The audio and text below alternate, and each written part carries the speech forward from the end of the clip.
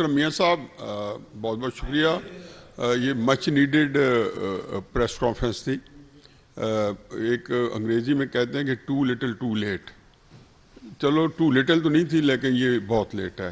6-7 مہینے سے جس سائنٹیفک طریقے سے اور جس آرگنائز طریقے سے یہ کیمپین چل رہی تھی, پتہ نہیں عمران خان صاحب کے پیچھے کون ہے کون نہیں ہے, آپ نے بھی اشارہ کر دیا ہے اور ہم سب سمجھتے ہیں. بہرحال 2-3 چیزیں ہیں جو میرا خیال ہے کہ سوال سے زیادہ یہ ہے کہ آپ سے انہوں نے ڈیلی میرر پہ آپ کیس کر بھی رہے تھے, ان کو پتہ تھا وہ پروسیجر ہے, لیکن یہ روزانہ پریس کانفرنسز کرتے تھے. یہ ایک انتہائی امپیکیبل کریکٹر راجہ سکندر سلطان صاحب کے اوپر صرف اپنی غلاظت کی وجہ سے کیچڑ اچھال رہے ہیں. کل مریم اورنگزیب صاحبہ ہماری وزیر اطلاعات ہیں, انہوں نے میسمرائزنگ پریس کانفرنس کی ہے. وہ پوری طرح نشر ہوئی ہے نہیں, مجھے اس سے کوئی تعلق نہیں, لیکن کمال کی آپ کی ماشاءاللہ بہت اچھی تھی. فائنینشیل ٹائمز میری کچھ نہیں تھی, ان کی تھی, میری نہیں تھی, ان کی تھی. میری صرف گزارش یہ ہے کہ میری اس سے یار اتنے آپ کو زیادہ تسلی میں ہے تو کون ہے, کس کو زیادہ جی فرمائیے نیازی صاحب. میری آپ سے درخواست ہے کہ آپ کریں, سوال کریں. نیازی صاحب آپ سوال کریں, میری درخواست ہے آپ سے. انعام اللہ صاحب آپ سوال کریں, بڑی مہربانی ہے آپ کی. میری صرف یہ ہے کہ جب آپ یہ کر رہے ہیں تو جب راجہ سکندر سلطان صاحب پہ 10 ارب کا دعویٰ کر رہے ہیں تو فائنینشیل ٹائمز جس نے جو انگلینڈ کا سب سے معتبر رسالہ ہے اور آپ کے اوپر اتنے اصرار جو تھا ڈیلی میرر کا, تو آپ کی طرف سے نہ ان کی پریس کانفرنس کے میں نہ آپ کے کسی نے اس کو نہیں کیا کہ وہاں پہ فائنینشیل ٹائمز سے $1 ارب عمران خان صاحب کو آرام سے مل سکتا ہے, جنہوں نے بتایا کہ جی خیراتی فنڈ جو ہے انہوں نے ووٹن کریڈٹ کلب سے لے کے عارف نقوی سے لے کے پورا نیکسس بتایا, انہوں نے خرچ کیا. تو آپ یہ چیز جو ہے جس کو 10 ارب جو فائنینشیل ٹائمز کی جو رپورٹ ہے وہ اتنی آتھینٹک رپورٹ ہے, اور جس کے بارے میں وہ کبھی نہیں کہے گا کہ میں نے تو اسے کہیں اس کو بھی کریں, اس میں کیس کریں. آپ کی خدمت میں عرض ہے, یہ میں پہلے ہی کہہ چکا ہوں کہ میں جب ڈیلی میرر یا ڈیلی میل کے میں جب یہ ایک بڑی کبھی حرکت انہوں نے کی اور پاکستان کو مجھے تو بدنام کرنا تھا, پاکستان کو بدنام کیا اور ڈیفٹ کے بارے میں سٹوری چھپوائی گئی, تو میں نے ان کے خلاف ہرجانہ کیا. آج تک وہ چل رہا ہے. انہوں نے اگر یہ ووٹن کرکٹ کلب جس سے انہوں نے خیراتی پیسہ لیا اور سیاست میں استعمال کیا اور کروڑوں روپے یہ کھا گئے, دیکھنا کہ وہ جو سعودی عرب اور دوسرے جو بیش بہا قیمت کے تحفے تھے کروڑوں روپے کے, وہ انہوں نے بازاروں میں بیچ کر پاکستان کے 22 کروڑ عوام کی عزت کو انہوں نے نیلام کیا. اور سعودی عرب نے کیا سوچا ہوگا یا دوسرے ہمارے برادر ممالک نے کیا سوچا ہوگا, یہ انہوں نے وہ حرکت نہیں کسر نہ چھوڑی. تو انہوں نے باقی انہوں نے جو حرکتیں کی ہیں, میں آپ کو بتاتا ہوں کہ یہ سرٹیفائیڈ یہ چور اور ڈکیت ہے بالکل. جی آپ کریں سوال. پرائم منسٹر صاحب ملک یہ کریں گے, عارف صاحب کریں گے. وزیر اعظم صاحب یہ فرمائیے گا کہ ملک کی جو صورتحال ہے اس وقت, بالکل آپ نے درست فرمایا, ایک پینے کی کیفیت ہے, ایک بحران ہے جس سے میرے خیال میں عام آدمی بہت سفر کر رہا ہے. اس وقت اس قسم کی خبریں ہیں کہ ملک کے اندر کوئی ایمرجنسی لگنے والی ہے, گورنر راج لگنے والا ہے, پنجاب اور KP کے اندر گورنر راج لگ رہا ہے.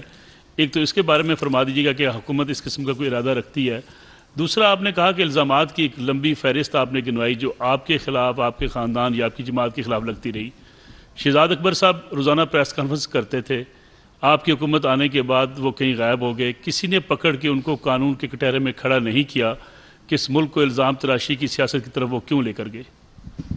یہ بہت شکریہ, آپ نے ایک بڑا چپتا ہوا سوال کیا ہے. دیکھیے میں چین گیا ہوں, خدا کر کے برف پگھلی ہے, سی پیک چلنا شروع ہو جائے گا. سعودی عرب گیا, دوسرے ممالک میں گیا, سیلاب آیا, جگہ جگہ دن رات ہم مارے پھرے, ہمارا فرض تھا. اور UN میں گئے, وہاں پاکستان کا جامع کیس پیش کیا. اب میں پھر جا رہا ہوں وہاں پر شرم الشیخ, وہاں پاکستان ایک مقدمہ پیش کریں گے. ہم نے اللہ تعالیٰ کے فضل و کرم سے آپ خود جانتے ہیں کہ ابھی 1800 ارب روپے کا کسان پیکج پیش کیا. کیوں؟ کہ 6 مہینے کے اندر فصلیں اچھی ہو گئیں تو ہمارے اربوں ڈالر جو ہم اس کو ضائع کر رہے ہیں گندم امپورٹ کرنے میں اور دوسری اشیاء کو، وہ بچ جائیں گے. دن رات محنت ہو رہی ہے. اس شخص کو توفیق نہیں ہوئی کہ یہ سیلابوں میں جائے. یہ ہر چیز کو اس لیے میں کہتا ہوں یہ پتھر دل انسان ہے. اگر اس کو ذرا بھی ہوتا تو یہ چھوڑ دیتا کہ بھئی میں سیاست نہ کروں، میں پہلے سیلاب کے جو دکھی یعنی 3 کروڑ 30 لاکھ افراد متاثر ہوئے ہیں.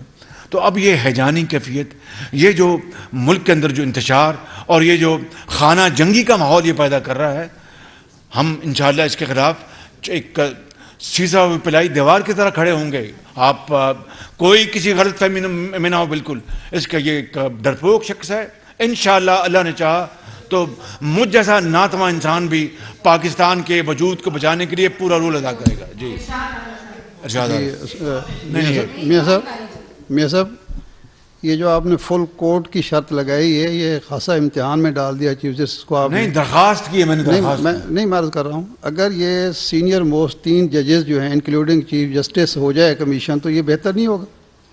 دیکھیے میں نے فل کوٹ کی درخواست کی ہے، التماس کی چیف جسٹس کو آف پاکستان کو.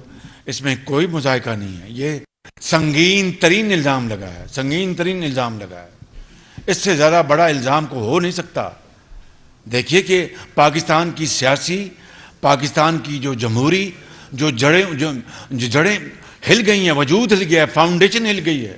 تو اس لیے اگر میں نے یہ ادب سے مطالبہ کیا تو یہ بڑا ایک جائز مطالبہ ہے.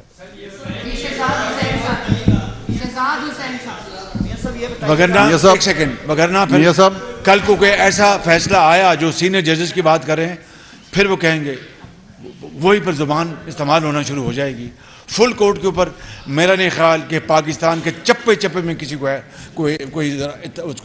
کوئی اعتراض ہوگا. قابل احترام پاکستان شہزاد حسین بٹ ہوں، GNN چینل سے بیورو چیف پنجاب ہوں. میرا چھوٹا سا سوال آپ سے یہ ہے کہ یہ لانگ مارچ سڑکوں پر ہو رہا ہے اور اگلے اسی رواں ماہ میں پھر دوبارہ شروع ہو جانا ہے، اور سب سے بڑی تعیناتی بھی جو ہے وہ آپ ہی نے اس رواں ماہ میں ہی کرنی ہے. اس کو کیوں لیٹ کیا جا رہا ہے؟ اور وہ جلد سے جلد اگر کر دی جائے تو شاید حالات اور بہتر ہو جائے. کس کی تعیناتی؟ وہ اپنے وقت پہ ہو جائے گی. اس میں آپ کو اپنا انشاءاللہ کوئی پریشانی نہیں ہونی چاہیے.